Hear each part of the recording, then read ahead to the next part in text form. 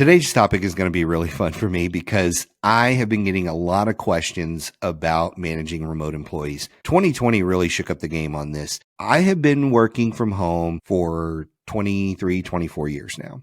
When COVID happened, I was like, hey, now everybody can join what me and Josh are doing because we've been working from home for so long and it's so just second nature to us. In fact, we have been doing video calls and Skype calls and things like that with clients for years. And people always had an aversion to it. They would push back on, oh, this old video thing. And now you can't even have a first call with somebody without them almost demanding you're on Zoom. They just like, I just can't talk to you on the phone, right? We've become so well trained. And that's part of what COVID did for people.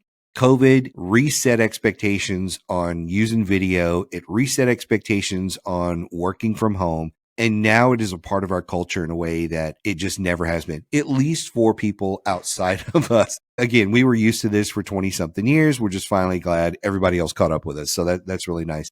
But what I find is when you have a group of people who don't like something, like there was such a large group of CEOs and managers that were very, very opposed to working from home and this whole remote philosophy. And now you force them to do it. There is a tendency to really overcompensate for all of the disdain for this type of thing. I found a lot of people out there, whether it was leaders or managers or entrepreneurs, that were talking about this topic.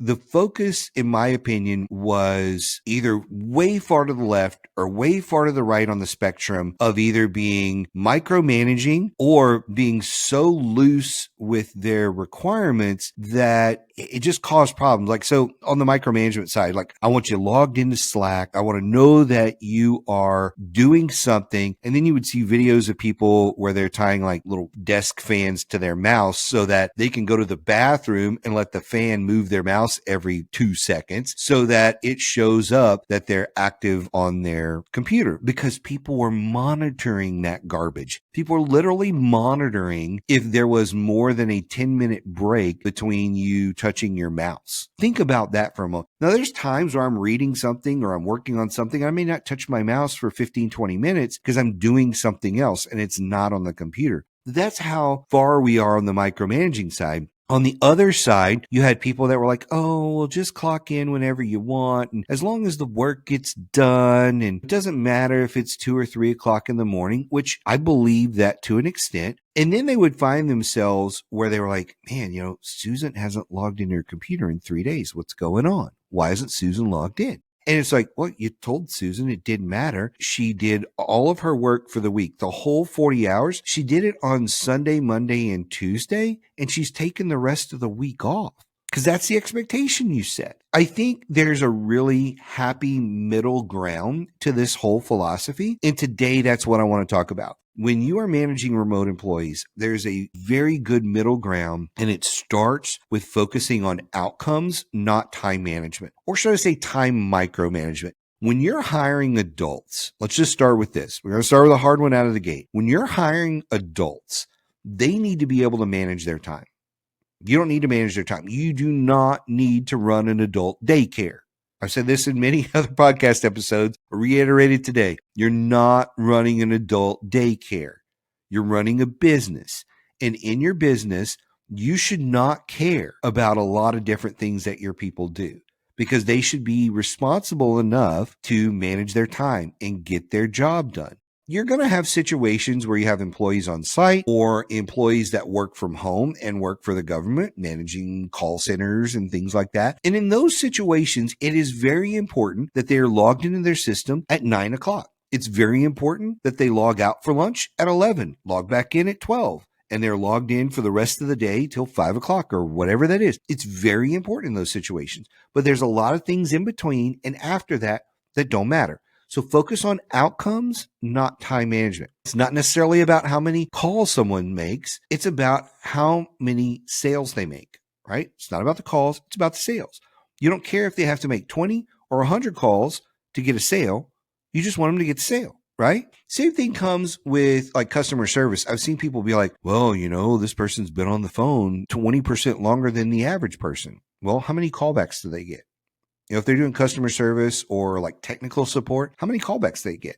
I used to be this way. The average person would spend 25, 30 minutes on the phone, but they get 6 callbacks. I would spend maybe 45 minutes on the phone and get no callbacks. Or if somebody called back and asked for me, it was a different issue. They're like, I just want to work with you because I fixed it the first time I called, right? You've got to be objective about the data you're collecting there and focus on what matters, not these, I would call them these silly metrics that they look interesting, but they really don't matter. Again, the calls one is a really simple one. I used to work with a company. It's like, I need everybody on the team to make 100 calls a day. Well, what if I can get the same results in 20 or 25? And what if I have a bad day and I have to make 200? Because if I only make 100 calls and I don't hit the goal in sales, I didn't do my job that day, right? The person was focused on the wrong metric. And so you need to focus on the right metric, which are outcomes, not time management. If somebody's responding to RFPs or whatever it is, how many of those are they doing a month? Not how many did they review? Did you know we have our own government contracting community? It's called Federal Access. And inside Federal Access, you have all the tools, tips, strategies, documents, templates, everything you're ever going to need to be a government contractor. But you also get brought into our ecosystem. You get into our private LinkedIn group and you get into our live events and all that kind of thing when you become a member of Federal Access. To learn more, go to federal-access.com/game changers. Now let's get back into this episode.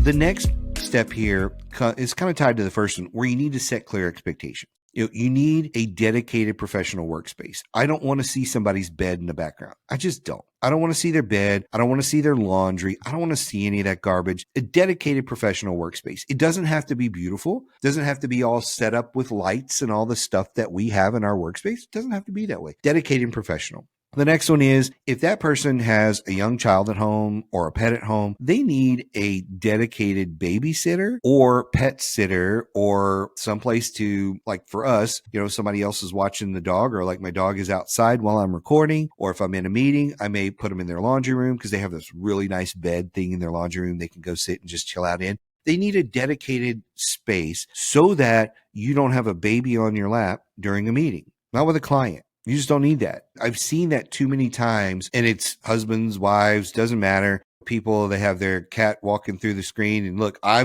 am recently a cat owner. It's one of those things. I shut my door now because I don't want that stinking cat. I don't want to get into the cat thing, but she's been interesting. We do love her. I'll admit that. It's on video and audio now. But it's one of those things where, for whatever reason, my dog is the same way. My dog will hear me fire up the podcast. And just before I recorded this podcast, he got up and was like, hey, what you doing? And I'm like, all right, buddy, I'm going to put you out and then I'm going to do the podcast. Now, if you're doing things with your team and your team is a little bit relaxed, maybe it's a social thing with your team, who cares if your kid's in the room screaming, whatever, have them on your lap, have the cat on your lap or on the desk. That's cool. But when you're meeting with clients, you're going to run across somebody that gets annoyed that you couldn't find a babysitter, that you couldn't deal with your animal in some way. Now, look, things happen. People wind up in situations where there was no one that could watch the baby and you're the one dealing with it. And that's just the way life is. For whatever reason, that's when the baby decided to start screaming. You got to do something about it. You can excuse yourself from a meeting. You can ask to reschedule. You can do those kind of things. But when you're meeting with clients,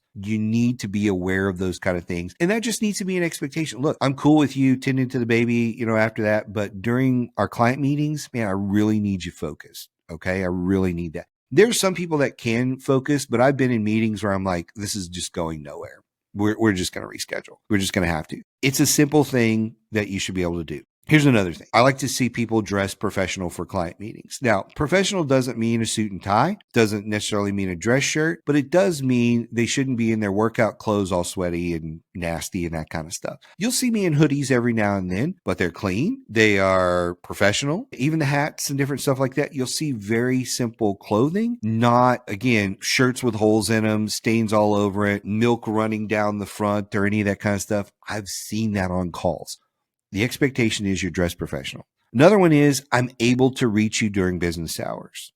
If it's during our business hours, I should be able to text, email, or call and get a call back. I don't necessarily need you to answer every single time, but I should get a call back in a reasonable amount of time. If I called you at lunch today, I should not go a whole day without hearing from you. I should hear back from you in the same day, whether it's an hour from now or 3 hours from now, same business day. Now, if I call you 10 minutes before the end of the day, I expect you to reach out to me tomorrow. That's just the way it is, but set the expectations. Another one is communicating out of office time. If I know that you go to lunch every day at 11, I'm going to start expecting that. Oh, hey, they go to lunch every day at 11. They're usually back by 12, 12:30 or whatever it is. That's fine. Hey, you know what? You've got an errand you need to run. Got to renew your passport. You've got to go to the post office to pick something up because the mailman didn't drop it off the house and you got to go to the post office. That happens to me sometimes. Or hey, you need to mail something for a client. You need to go down to the post office. And while you're there, you know what? You're going to do some grocery shopping because you're in town or whatever the deal may be. Just shoot a quick message to the team and say, hey,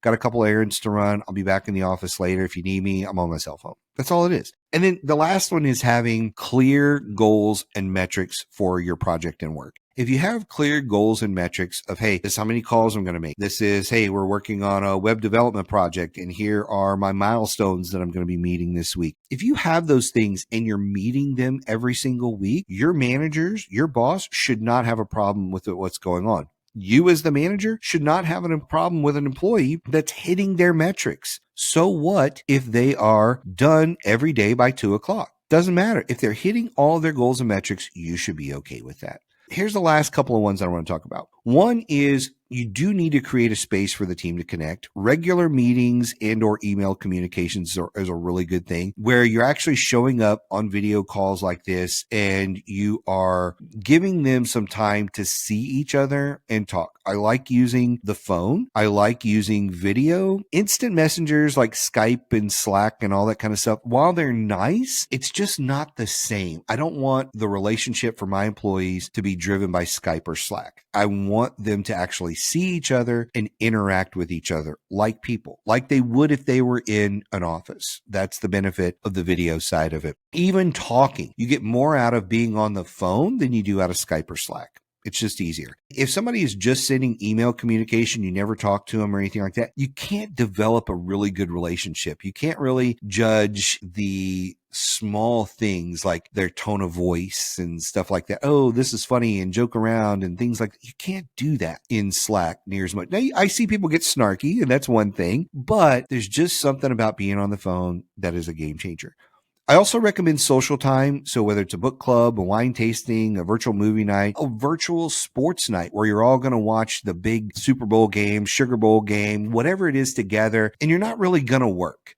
You're going to have it on. You're going to have your food and drinks and things. You're going to chit chat while you're watching the game. Maybe half the company is on one team, half's on the other, and you're going to give each other crap the whole time. Those are fun things to do that just help bring the team together. And when you do that, it makes it easier to manage the team, which brings me to my final point about connecting is celebrate your wins.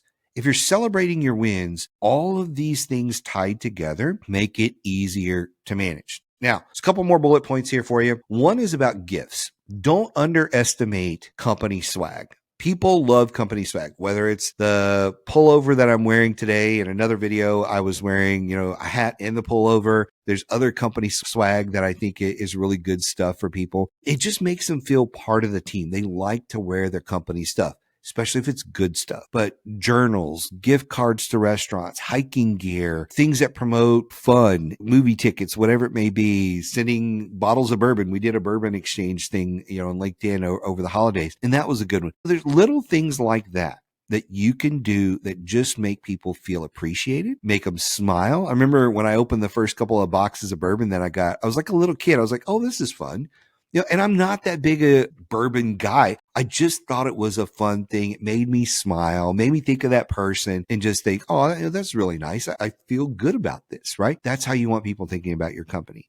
The more positive things you can get them to think about your company, the easier it is to manage because they love working for you and for the company in that environment. They feel valued, and that's important. It really is. The last thing I'll say is trust your team. Just trust your team. Hire the right folks. That's really important. Hire the right folks, trust your metrics, and fire the wrong folks. If you do those things, it will do wonders for your company. Because I'll tell you, one wrong employee can sour all of the rest. So don't let anybody do that. Don't let anybody get away with a bunch of garbage. Make sure you've got your clear expectations. You've created that space for them to connect. You know what the goals and the metrics are that they need to follow, and hold people accountable to that. If you do those kind of things, it will make it super easy to manage remote employees. If you have questions about this, you know how to reach me. You can hop on LinkedIn or send me an email. Love to hear your thoughts on this one, and we'll see you next episode. I really hope you enjoyed the podcast today. If you did, I would really appreciate it if you would like and subscribe to the podcast and screenshot it and tag me on LinkedIn or whatever social media you use. So thank you again for joining us today, and we'll see you next time.